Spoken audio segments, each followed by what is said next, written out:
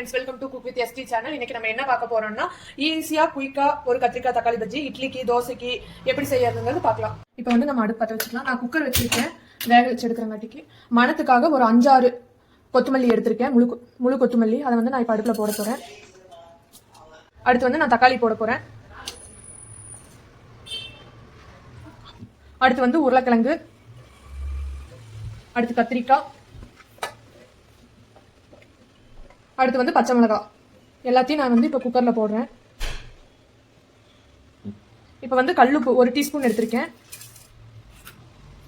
அடுத்து வந்து மஞ்சத்தூள் 1/2 டீஸ்பூன். இப்போ இதெல்லாம் வந்து நான் மிக்ஸ் பண்ணி விட போகிறேன். அதுக்காக நான் குலுக்கி விட போகிறேன். இப்போ வந்து இதை நல்லா குலுக்கி விட போகிறேன். அடி இருக்கிற தக்காளி, பச்சை மிளகாய், உருளைக்கிழங்கு, கத்திரிக்காய் எல்லாமே இப்போ வந்து நம்மளுக்கு கலந்து வருது. உப்பு எல்லாம் மஞ்சத்தூள் அனைத்தும் கலந்து வருது. இப்போ வந்து எல்லாத்தையும் மிக்ஸ் பண்ணிட்டோம். இது கூட நான் வந்து 1 கிளாஸ் தண்ணி எடுத்திருக்கேன், அதை ஆட் பண்ண போகிறேன். இப்போ வந்து இதை நான் வந்து மூடி போட போகிறேன். நான் வந்து இப்போ வேக வச்சு எடுக்கிறேன் கத்திரிக்காய் தக்காளி பஜ்ஜி. வந்து நான் உப்பு மஞ்சத்தூள் எல்லாமே போட்டு இப்போ வந்து நம்மளுக்கு விசில் வந்து நின்றுச்சு, ஆறிடுச்சு. இப்போ வந்து நம்ம ஓப்பன் பண்ணி வெந்துருச்சு.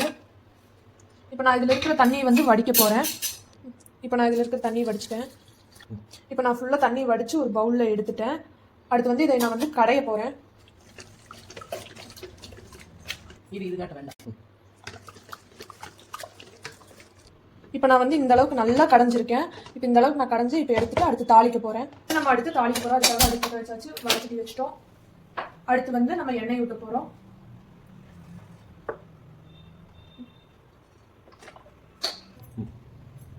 இப்போ வந்து அடுத்து நம்ம கடுகு, கடலைப்பருப்பு, ஜீரகம் 3மே போட போகிறோம்.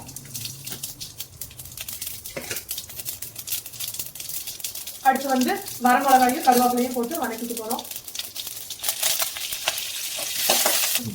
அடுத்து வந்து வெங்காயம் போட போகிறோம். வெங்காயம் வந்து நமக்கு பாதி வணங்கினா போதும். கடிச்சு சாப்பிட்ற அளவுக்கு வணங்கினா கடிச்சு சாப்பிட்டா சூப்பராக இருக்கும். இப்போ வந்து நம்மளுக்கு கண்ணாடி பதத்துக்கு வரணும் வெங்காயம், கடிச்சு சாப்பிட்டு நல்லா இருக்கும். இப்போ வந்து நான் சால்ட் போட போகிறேன் வெங்காயத்துக்கு அளவா கொஞ்சம். இப்போ வந்து நம்மளுக்கு கண்ணாடி பதம் வந்துருச்சு. அடுத்து வந்து நம்ம மல்லித்தலை போட போகிறோம். இப்போ வந்து நம்ம வணக்கினதை வந்து கத்திரிக்காய் தக்காளி வச்சு கலந்து வச்சுருக்கோம். அதோட வெங்காயத்து, மிளகா, கருவேப்பிலை, கொத்தமல்லி எல்லாத்தையும் இப்போ போட போகிறோம். அடுத்து வந்து இப்போ நம்ம எடுத்து வச்சிருக்கிற தண்ணியை வந்து அதோட ஆட் பண்ண போகிறோம்.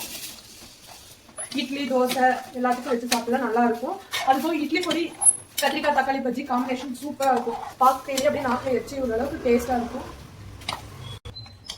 இப்போ வந்து நம்மளுக்கு பார்க்கையிலேயே தெரியுது சூப்பராக இருக்கிறது. இப்போ வந்து நம்ம ஈஸியாக டக்குன்னு ஒரு 1/4 மணி நேரத்தில் செஞ்சுக்கலாம் இந்த டிஷ்.